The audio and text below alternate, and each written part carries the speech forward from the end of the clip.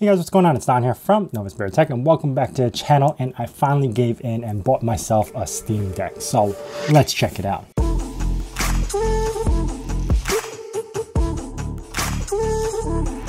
Now, I got really lucky on getting the Steam Deck because I actually bought it off a friend who bought the 512 gigabyte version and sold it to me for $400 because he no longer plays with it. So I got super lucky in getting this device for that price, but I did not expect myself to like it as much as I did. I actually replaced this completely from using my PC to play games to using the Steam Deck only. The only time I actually use my PC to play games right now is playing Age of Empires, which requires a keyboard and mouse. Otherwise, every game that I've been playing has been on the Steam Deck, so it's been really good. Now, there are a lot of videos because this thing's not new anymore, and all the videos already give you tons of specs, what it can do, how you can overclock, or settings on what you should do. So this video is literally not about that. It's just more about my personal input on what I feel about the Steam Deck. So my honest review. Now, as far as the specs go, I'm just going to give you the quick rundown, which is an AMD Zen 2, 4 cores, 8 threads, clocked at 2.4 gigahertz and turbo boost up to 3.5. It's got 16 gigs of RAM, and the GPU is a RDNA 2 or 2CU. Honestly, the GPU that is on there that is really good. I didn't expect the RDNA to perform that well, and this is the only device that I actually have one, so I can't really refer to anything else, but it's really good. Now, they do have 3 versions that's available, which is 64, 256, and 512 gigabyte version. And honestly, if you get the 64 gigabyte version and expand the hard drive later down the road, or if you do the SD card, it's actually a little bit cheaper doing it that route. Now, this is a 7-inch display with resolutions of 1280 by 800, so it's a 16 by 10 aspect ratio, which is actually very comfortable. It also does come with a 40 watt-hour battery, which gives you 1 to 8 hours of playtime. That's from their website. But generally, the games that I play, which is American Truck Simulator, Snow Runner, a few other simulation games, I was able to get about 3 hours max, 3 to 4 hours of battery time from that, which is impressive enough. Like, I can't believe it actually lasts that long. In my mind, I was thinking it was going to be like an hour or two. Again, it depends on the settings that you're using and how you clock it down and the resolutions that you're going to be playing around with. But ultimately, you can get probably 5 hours, maybe a little bit more out of that, depending on the game you're playing. Now, as far as the weight, they do say it's 669 grams. I'm just going to round it up to 700, which is about 1.5 pounds. And honestly, you do feel it. It doesn't feel light. It's definitely much heavier than a Switch if you ever own one.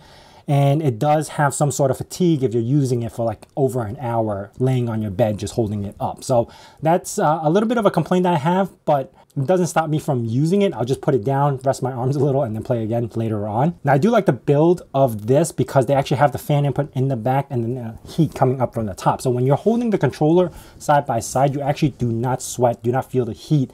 Even though you could hear the fan going and doing all the stuff, it's actually very comfortable in your hands. My main thing was if I'm holding it for a while, I was afraid that it's going to get too hot, but I don't have any problems with this device. Now, if you also seen from the thumbnail that I put up, guys, that Steam lied to us, which is partially true because they have a list of verified games. The problem is, now I have these verified games that they say it will work, but it doesn't work unless I go to ProtonDB and kind of change some commands and do some other than normal stuff to get it to work. It normally will not work even though it's verified. That's my gripe about it. If you're gonna verify a game, just verify it. Don't just post it up because somebody got it to work. Now, I do love the operating system. SteamOS has been great ever since I've been playing around with it for other devices. Playing around with the actual device that it's supposed to be built for is very good. I especially love the performance menu where you could actually change the FSR and change the resolution scaling. Also, you can lock the FPS. Those features are amazing, especially when you are trying to either save battery or get a game to work. And 30 frames per second on a device like this is very comfortable, especially if you're playing some simulation game that actually doesn't require first-person shooting. It's very comfortable to play at 30, 45, or 60 frames per second just to get the game to go through. So I've been playing a lot only simulation or controller-based support. Gunfire Reborn, which again, that was a verified game, but doesn't work on this device unless you put some command menus. Tomb Raider, Hyper Light Drifter, a few other games that are like controller-based support. I've been having a lot of fun, especially American Truck Simulator. I think I put 15 hours on this thing, just playing American Truck Simulator, trying to get myself. I made a new account and I'm at level 9 now, so If you guys play American Truck Simulator, you know how long I've been playing with that. I also like the fact that you can actually add your own non-Steam game apps. And what I have done is actually install standard applications like Plex Client Unit or Heroic Game Launcher to play GOG games or play Epic games or watch Plex or install Google Chrome. There's like tons of stuff that you could do with the non-Steam applications that you're able to install on the desktop and get it to load. So having the desktop mode gives you a pretty good feature as far as using normal utilities. But if you're able to actually send that over to Steam Deck or Steam OS, that makes it so much better. So as far as my thoughts about this, it has been great. I have not had any problems with it other than certain games not being supported even though it's verified. And the weight on it does give me a little bit of fatigue when I'm playing it for over an hour on my bed. Otherwise, if you do find yourself playing PC games, but you wish it was mobile, this is a great device. And I love that Steam is doing this. It's bringing a lot of portable gaming or portable PC gaming into the market.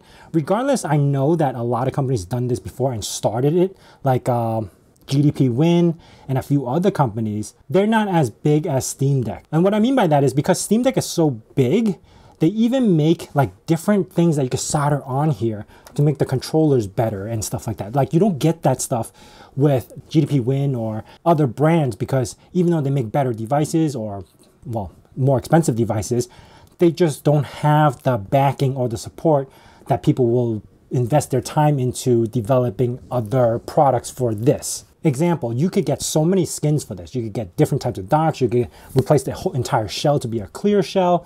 You could change the haptic feedbacks. You could change the track pads. Everything is already changeable. And this device only been out for like, what, about a year? Versus GDP Win with their gaming and AYO computers or something like that. They have their own devices. They don't have stuff like that yet because it's just not as popular as the Steam Deck. Same thing why we go for Raspberry Pi. Raspberry Pi has been, I mean, honestly, you could get devices for cheaper price, better performance, but why do we stick to Raspberry Pi? Because it's more community accepted, and that's why there's more cases built for it. There's more add-ons that they built on expansion cards. It's the same theory. Steam Deck, even though is not the best device, hardware-wise, you're gonna get better support. Anyway, that is it for me, guys. If you guys have any questions about this, hit me up down in the comments below. And if you guys are new to this channel, consider subscribing and also hit that bell notification icon so you know when the next video is going to be out. And as I say in my nerd cave, hack till it hurts.